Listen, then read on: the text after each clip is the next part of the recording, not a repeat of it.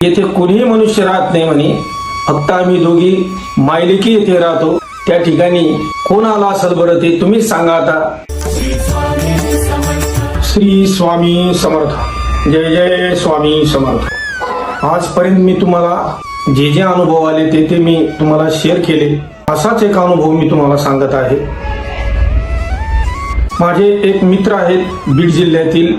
ते नेहमी तीर्थयात्रा करायचे आणि ते नेहमी तीर्थयात्रा करतात आज पण.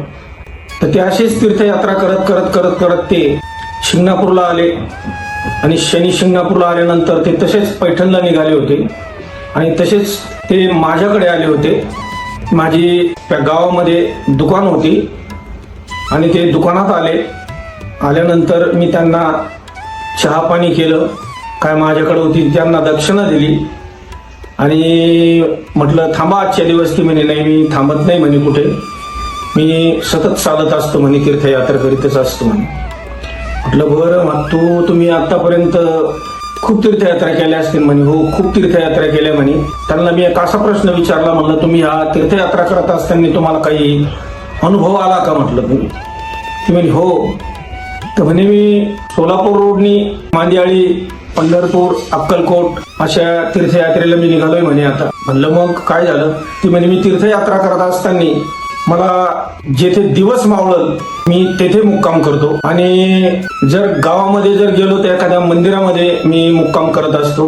आणि समजा म्हणलं जेवणाची का व्यवस्था. ती म्हणे काय नाही म्हणे, मी एखाद्या मंदिरात थांबलो तर मला एखादा सांप्रदायिक माणूस, एखादा धार्मिक माणूस मला जेवण आणून देत असतो. म्हटलं मग.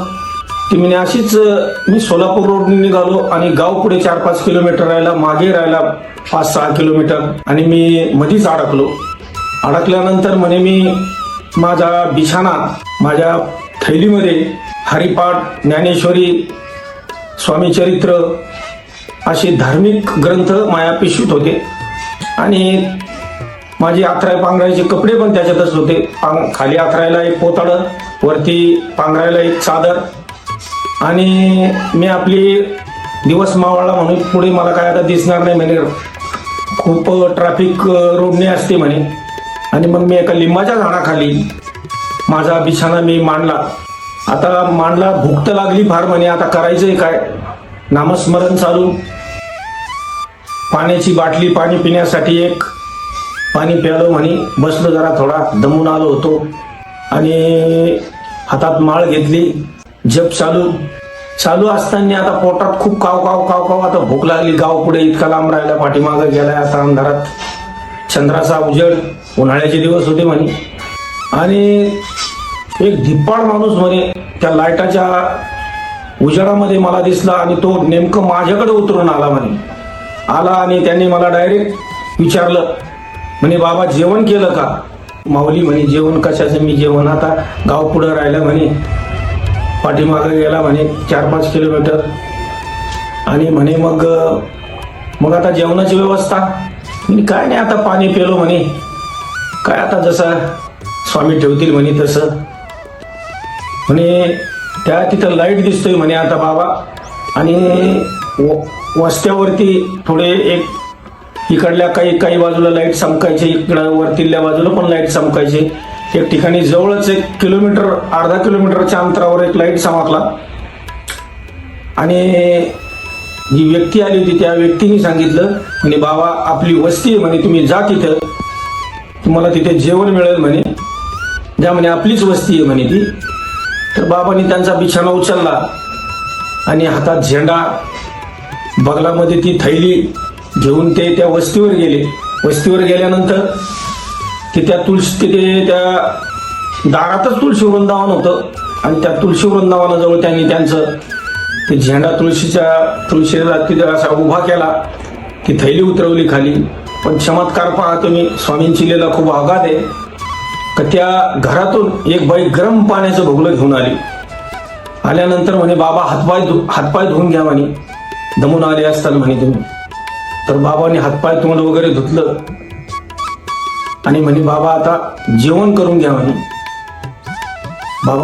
बाबाला जेवण बिवण मस्तपैकी वाढलं. बाबांनी जेवण केलं आणि बाबाला तिथेच त्यांनी वाट्यावरती गादी अंथरून दिली, अथराय पांघरायला दिलं ज्यावेळेस सकाळ झाली, बाबाला पुन्हा त्या बाईंनी गरम पाण्याची बादली भरून दिली, आंघोळ केली बाबाने. त्यांनी त्यांचं जे त्यांच्या सोबतच गंध, अष्टीगंध, काय जे होतं ते लागणारं साहित्य ते सोबतच होतं.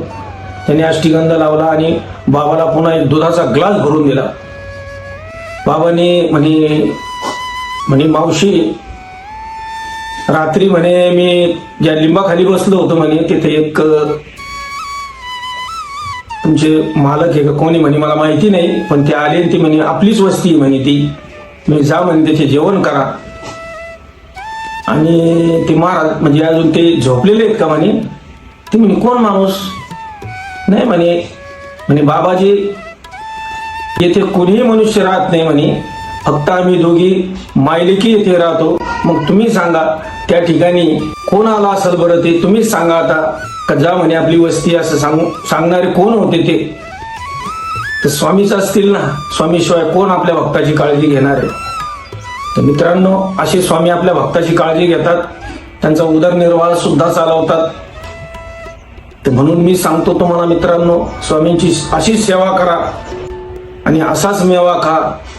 तर मायबापांनो, आज पण सांगतो, या कलियुगामध्ये जर तारणारा कोण असेल तर फक्त स्वामी स्वामी स्वामी स्वामी स्वामी, फक्त स्वामी समर्थ यांचे सर्व काही जे अवतार आहेत हे सगळे स्वामी समर्थांचेच अवतार आहेत. तुम्ही कोणतीही सेवा करा, अधिष्ठान मात्र स्वामींचंच लावा. कुठेही जा, तुम्ही कोणत्याही मंदिरात जर गेले तर माझे स्वामीच बसलेले आहेत असं तुम्ही माना आणि समजा. जय जय स्वामी समर्थ, जय जय स्वामी समर्थ, जय जय स्वामी समर्थ. श्री स्वामी समर्थ, श्री स्वामी समर्थ.